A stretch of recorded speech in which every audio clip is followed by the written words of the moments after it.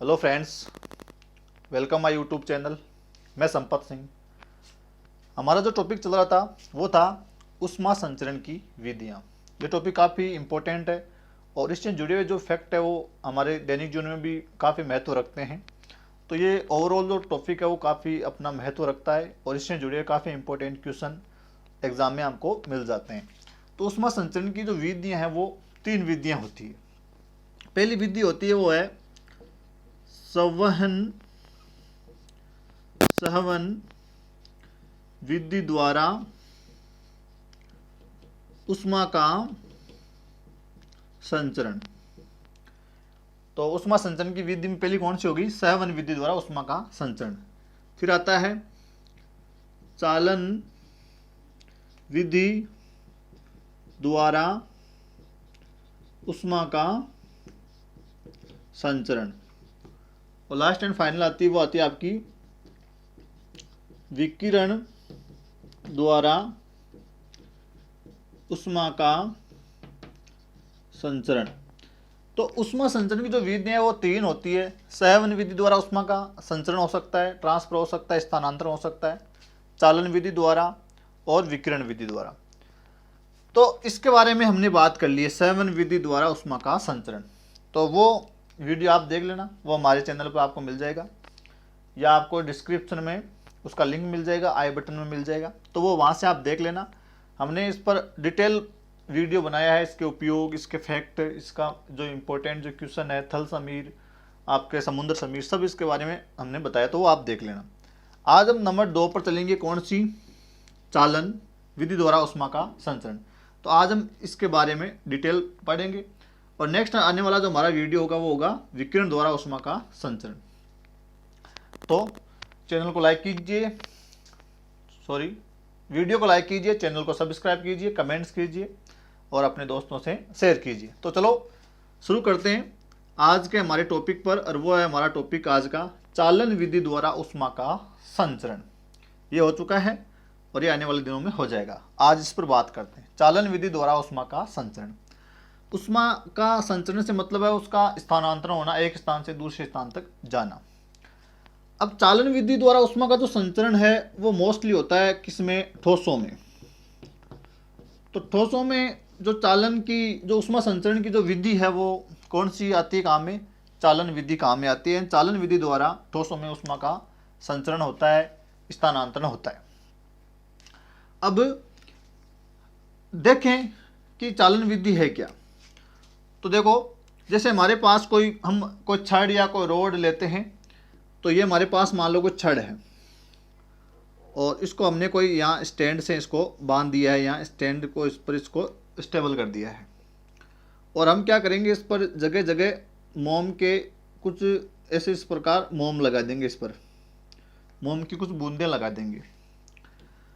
ये जो ये छड़ है यानी कोई धातु है, हम काम में लिए हमने धातु, कोई सुचालक होना जरूरी है। यहाँ ठोस कुचालक भी हो सकते हैं। तो कुचालक में तो ऊष्मा का संचरण होता ही नहीं है, अभी आगे बात कर लेंगे। तो यहाँ कुछ धातु से बनी हुई कोई रोड है, कोई चालक है, और यहाँ हमने क्या लगा दिए? मोम लगा दिए। और यहाँ से हम इसको क्या करेंगे? गर्म करेंगे। तो ये मान लो बर्नर द्वारा मैं इसको क्या कर रहा हूँ? गर्म कर रहा हूँ। अब मैं जब गर्म करूँगा तो ये वाला जो सिरा है वो गर्म हो जाएगा। यहाँ से ये जो भी धातु है वो कुछ अणुओं से, कुछ परमाणुओं से मिलकर बनी हुई है।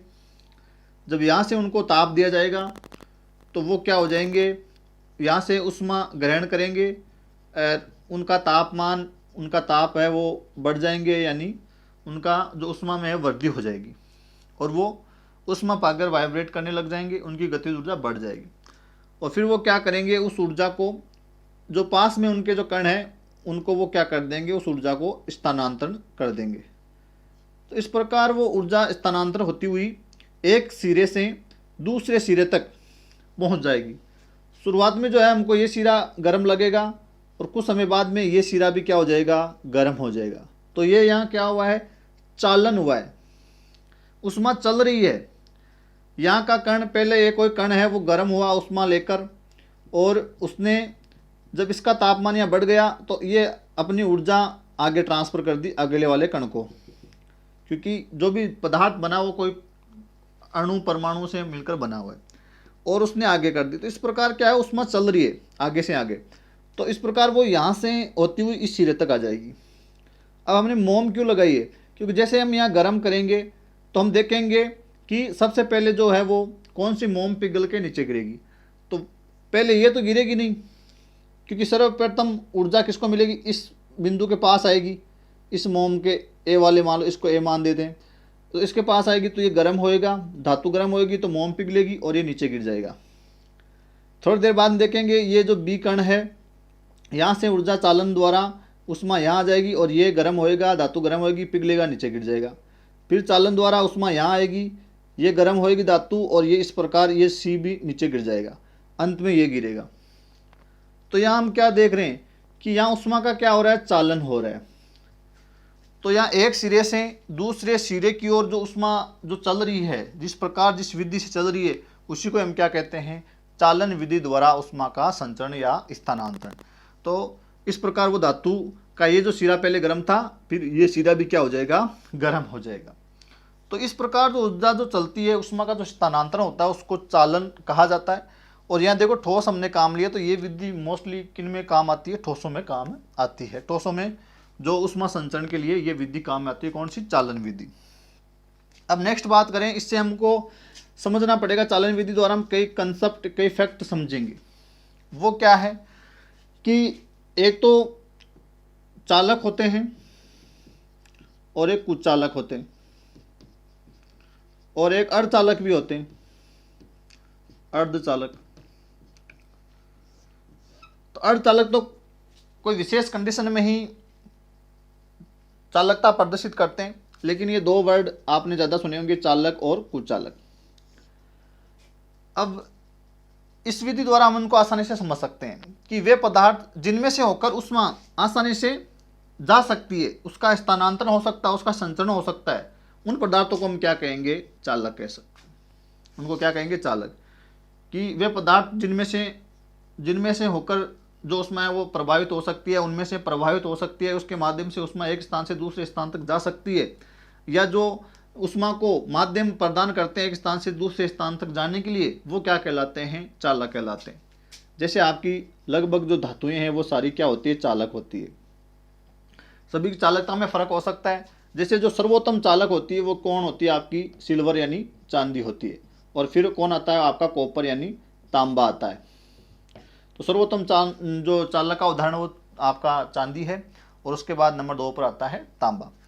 अब इसी कंसेप्ट को हम काम में लेते हुए क्या बनाएंगे, जैसे मान लो हमारे जो चाय बनाने का जो टोपिया होता है, जैसे चाय बनाते हैं टोपिये में, तो ये जैसे मान लो स्टील का बना हुआ है, धातु का बना हुआ है, मिश्र धातु है लेकिन धातु है।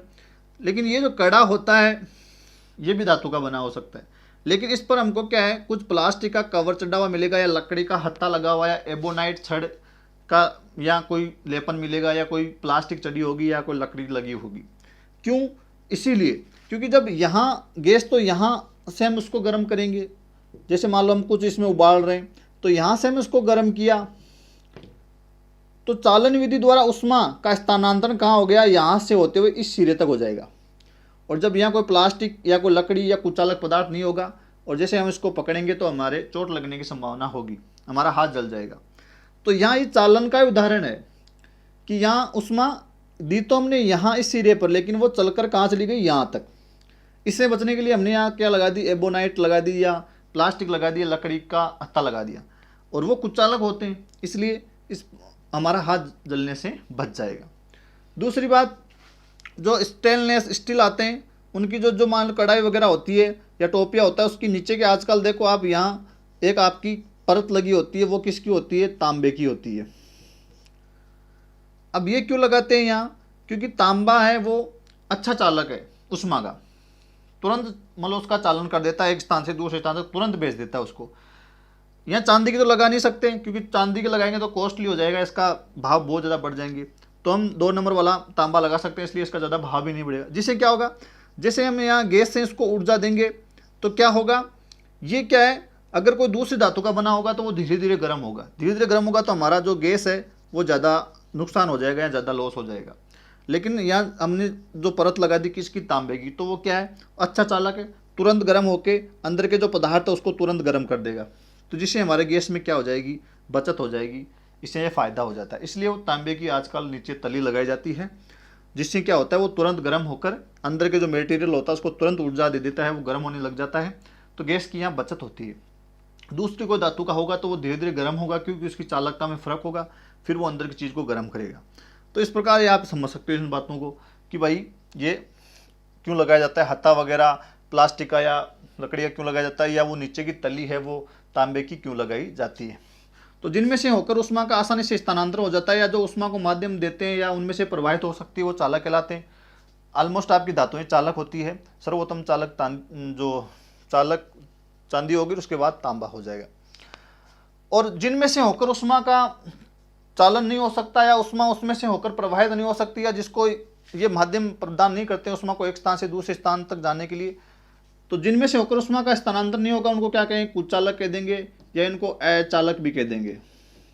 इनको आप सुचालक भी कह सकते हो।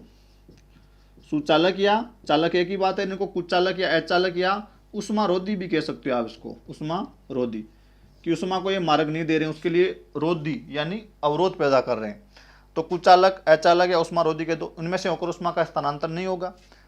और चालक यानी चालन विधि द्वारा उष्मा का स्थानांतरण आसानी से हो जाएगा, वो चालक हो जाएंगे, सुचालक हो जाएंगे। तो ये इसमें धातुएं आ जाए। इसमें अगर हम एग्जाम्पल लेना चाहें तो आपका हो जाएगा, जैसे प्लास्टिक है, जैसे लकड़ी है, जैसे एबोनाइट है, और जैसे ऊनी वस्त्र है। ऊनी वस्त्र भी उष्मा के कुचालक होते हैं। इसीलिए आप देखो, जैसे कोई हमारा फर्श वगैरह धूप में काफ़ी गर्म हो जाता है, तब अगर उस पर हम कोई गलीचा या कोई कालीन बिछा देते हैं, तो हमारे जो पैर जो है, हम नंगे पैर उस पर घूम सकते हैं, हमारे पैर जलेंगे नहीं। लेकिन अगर फर्श पर अगर हम नंगे पैर घूमेंगे तो हमारे पैर जल जाएंगे, क्योंकि वो उष्मा से एकदम गर्म हुए हैं, चालन कर रहे हैं। लेकिन जैसे हमने वहाँ कोई कालीन या गलीचा बिछा दिया, तो वो उष्मा का चालन या नहीं होगा, और हमारे पैरों तक वो एनर्जी नहीं आएगी, और हमारे जो पैर है वो जलेंगे नहीं। तो ये ऊनी वस्त्र भी क्या होते हैं, कुचालकों में गिने जाते हैं। एबोनाइट है, प्लास्टिक है, लकड़ी है, तो वो क्या हो जाएंगे, कुचालक। जर्मेनियम है, ये आपका अर्धचालक हो जाएगा। सिलिकॉन, जर्मेनियम, तो वो किसी विशेष परिस्थिति में क्या करेंगे, उष्मा का चालन करेंगे, तो वो हो जाएगा अर्धचालक।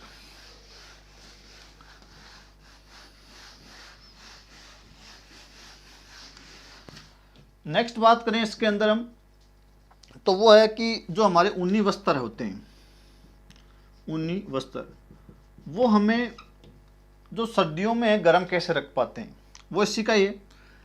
अब ऊनी जो वस्त्र होते हैं, जब इनकी जो बनावट होती है, तो उसमें क्या होते हैं, छोटे छोटे क्या होते हैं, उनमें छिद्र होते हैं।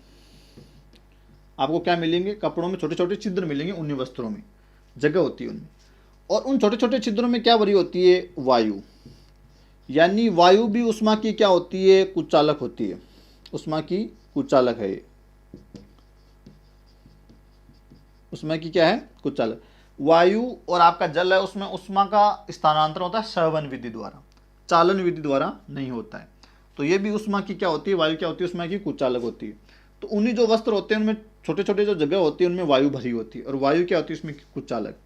और कुचालक होती है, तो जैसे जो हमारे शरीर पर जो हमने ऊनी वस्त्र जो पहन रखे हैं, वो क्या करेंगे, अंदर की शरीर की जो उष्मा है, जो ऊर्जा है, जो हमारी एनर्जी है, वो जैसे मान लो बाहर निकलने की कोशिश करेंगे, तो यहाँ जो ऊनी वस्त्र है, वहाँ जो बीच में जो हवा भरी हुई है, वो कुचालक हो जाएंगे, उन्हें उसको बाहर जाने के लिए माध्यम प्रदान नहीं करेंगे, उनमें मतलब वो बाहर नहीं जाने देंगे। तभी तो उनको हम कुचालक कह रहे हैं। कुचालक कौन है, जो उष्मा को माध्यम प्रदान नहीं करते, यानी अपने में से होकर जाने नहीं देते हैं। तो ये हवा अपने में से होकर उसको जाने नहीं देगी, तो जो ऊर्जा है, जो उष्मा हमारे शरीर के अंदर है, वो मेंटेन रहेगी, बनी रहेगी। और बाहर की जो ठंड है हमको जो प्रभावित कर रही है, वो भी अंदर नहीं आ पाएगी। क्यों, क्योंकि ये क्या है, उष्मा की कुचालक वायु। तो ये जैसे अंदर आएगा यहाँ, तो यहाँ एक हवा का जो अवरोध आ गया, कुचालक हो गया, और वो अपने में से होकर उष्मा को, जो ठंड को अंदर जाने नहीं देगी। तो बाहर की ठंड बाहर रहेगी, अंदर की गर्मी अंदर रहेगी। तो इस प्रकार ऊनी वस्त्र हमको क्या कर लेते हैं, ठंड से बचा लेते हैं। दूसरी बात करते हैं कि जब हम सर्दियों में हमको ज़्यादा ठंड लगती है, तो हम क्या करते हैं, एक चादर के ऊपर एक चादर और ओढ़ लेते हैं, ताकि ठंड से बच सके। इससे भी ये सिस्टम काम करता है कि हमने एक चादर ओढ़ी, या मान लो हम सो रहे हैं, तो इससे काम नहीं चल रहा, तो हमने एक चादर और ओढ़ ली। अब यहाँ देखो, दोनों चादरों के बीच में एक जगह है, एक लेयर बन गई है यहाँ, और इस जगह में क्या होगा, क्या भरी है, क्या प्रेजेंट है, हवा। और हवा कैसी है, कुचालक है, तो बाहर की जो ठंड है यहाँ उनको अवरोध पैदा हो जाएगा, वो अंदर नहीं जा पाएगी, अंदर की जो हमारी ऊष्मा है वो बाहर नहीं आ पाएगी। ये बैरियर हो गया यहाँ कुचालक का, इसलिए वो अंदर की जो ऊष्मा है, अंदर का जो तापमान है वो मेंटेन रहेगा और हम ठंड से बच जाएंगे। तो ये भी यहाँ इसी कंसेप्ट पर काम करते हैं, चालन विधि द्वारा ऊष्मा का जो स्थानांतरण है वो इस विधि द्वारा हम इनको समझ सकते हैं कि भाई चालक और कुचालक, जो कुचालक जो है वो इस प्रकार वायु भी है, तो वो भी क्या है, ऊष्मा का चालन नहीं होने देते हैं, एक जगह से दूसरी जगह जाने नहीं देते हैं। और जो चालक है वो एक जगह से दूसरी जगह तक ऊष्मा जाती है, इसीलिए हमको वो जो पतीला वगैरह होता है या जो भी जिस चीज़ को हमको गर्म करना होता है, जो भी भाग होता है, उनके जो हत्थे होते हैं वो क्या है, कोई प्लास्टिक का, लकड़ी का या एबोनाइट छड़ का, या वहाँ कुछ कपड़ा वगैरह लपेटना पड़ता है। जब हम कढ़ाई वगैरह को उतारते हैं गैस से, तो वहाँ भी हम कपड़ा यूज़ करते हैं। तो कपड़ा भी क्या है, ऊष्मा का कुचालक है, तो वो हमारे हाथ जलने से बचा लेता है। तो इस प्रकार वो ऊष्मा का चालन नहीं करेंगे, और जो करेंगे वो उसका हमको कई सारे उपयोग है। जैसे हम तांबे की नीचे परत की बात की, तो इस प्रकार ये हो गई हमारी क्या विधि, चालन विधि द्वारा ऊष्मा का संचरण।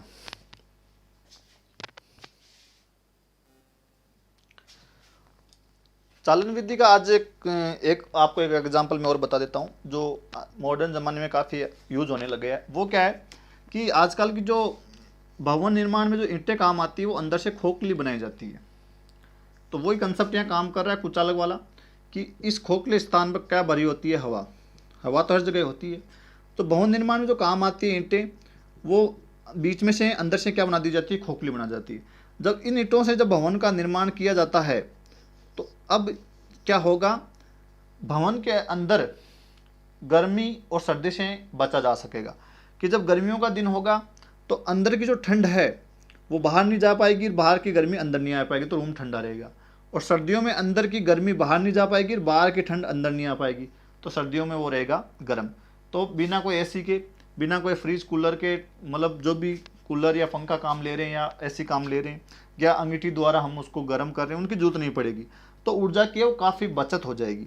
तो आजकल जो भवन निर्माण में खोखले ईंटों का इस्तेमाल किया जाता है, उनमें हवा होती है जो एक अवरोध का काम करती है, अंदर की ऊष्मा को अंदर और बाहर की ऊष्मा को बाहर रखती है, क्योंकि वो कुचालक है।